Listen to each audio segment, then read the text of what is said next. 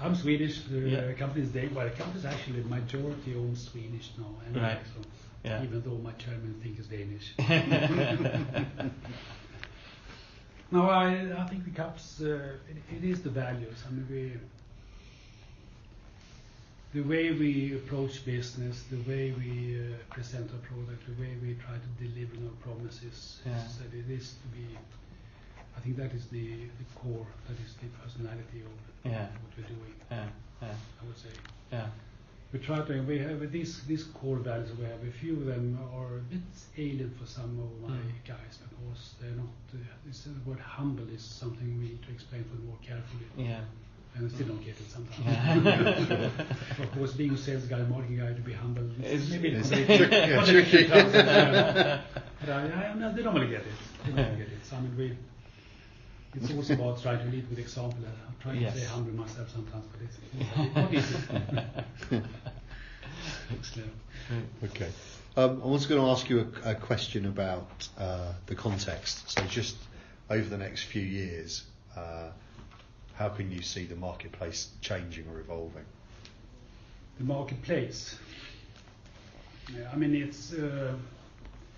it has last few years been a very liquid market with a lot of money floating around, which has been money chasing assets. So they come into the leasing world.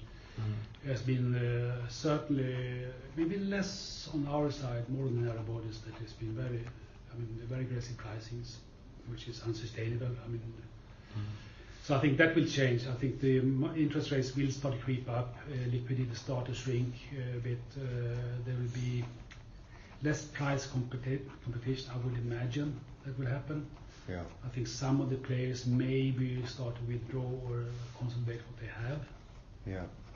So that's what I can see happen. I mean, it's been an unusual situation last few years with liquidity and the low interest rates. Yeah.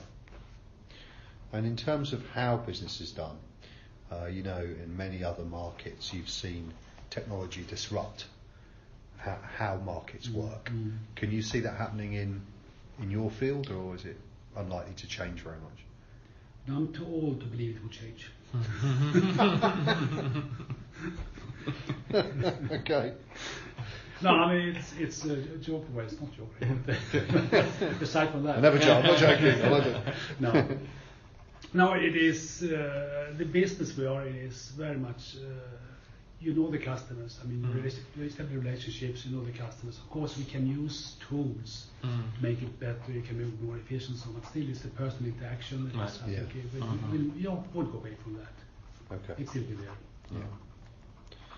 When you think about your sort of say important clients, but the clients that you do lots of business with, do they tend to share lots of similar needs, or is it a highly bespoke business where change? No, it's similar. I would say it's similar. Yeah.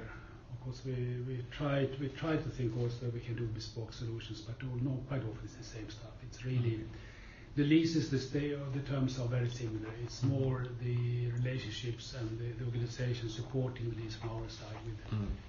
Before delivery, before the deal is done, we move in with the sales guys. We have the deal team coming in, working with them, try to do that process efficient, as smooth as possible, also the satisfaction.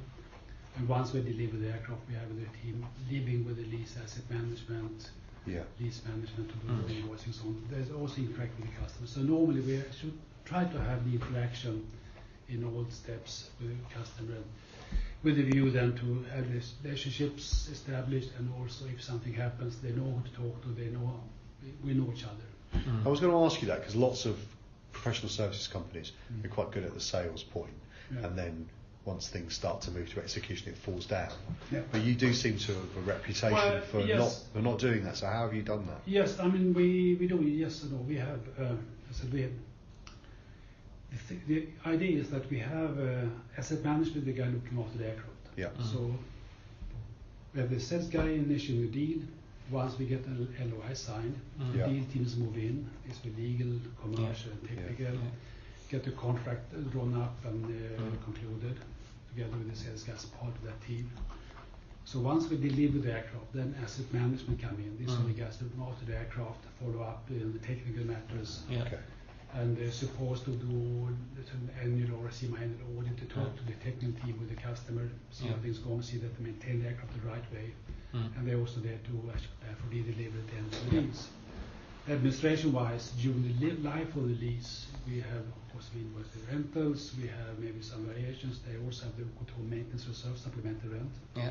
These claims can sometimes be frustrating because the way contract is designed and what they can do is, or they find it sometimes a bit restricted because they only pay and we only allow for qualified event with equipment. But sometimes the excess of that, so we need some discussion about that and how it's been administered and also how quickly we can pay back money for this kind of events. So we try to be good on that, and we can be better. So this is, of course, something I personally have internal mission focus. I think the sales guy is there to get the deal done. Then the customer lives with us for 5 to 10 or 12 years. During this time, the interaction is with the people, follow up after that. That can be improved, in my opinion. We are not there yet. Do you have does each customer have a dedicated customer management? Yes, supposed to have. We have on client service called release management. They have a dedicated person doing this. We have different views on. I think personally we should have a dedicated person also dealing with all the technical matters of the customer after the lifetime of the lease. While the technical department here may be using more outsource that service from time to time, more than I like it to do. So that is the interaction with the customer should be one person and know who feed back information. So quite often we also get signals from the technical team during the term of the lease or other things like there can be frustration with certain things we're not aware of.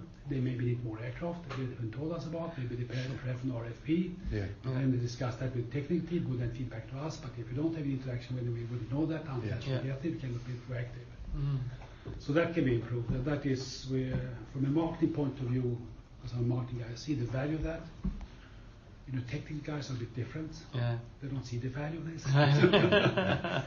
We're talking to a technical guy later on. Bring it up with them. No, so it could be more better. So normally it works fine, but sometimes we are using outsource this, and but I think that is what makes us different. Most other lessors, they outsource these kind of services. They're more like financial institutions, I would say. So they have the marketing guys, they have a more rigid process for the contract process. Once they label for the technical issues, they outsource the technical part to specialist companies doing that for them. So you get people coming in all the time. So you don't have the person and you don't get some feedback into us what happens during this. And this is back to the sort of distinguishing characteristics of NAC compared to other lessors. Is it's more, better word, but it's a more human. We are caring. It's not a value we have. I don't know, humbly caring. Gone too so far. I think that is what probably makes us a difference. I mean, we have the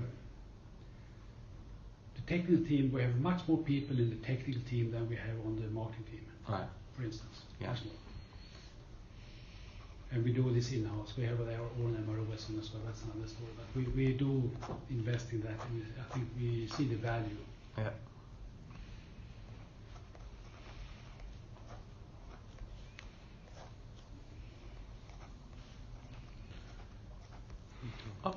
You've mentioned one area of wanting to help them more, which is by having perhaps a more seamless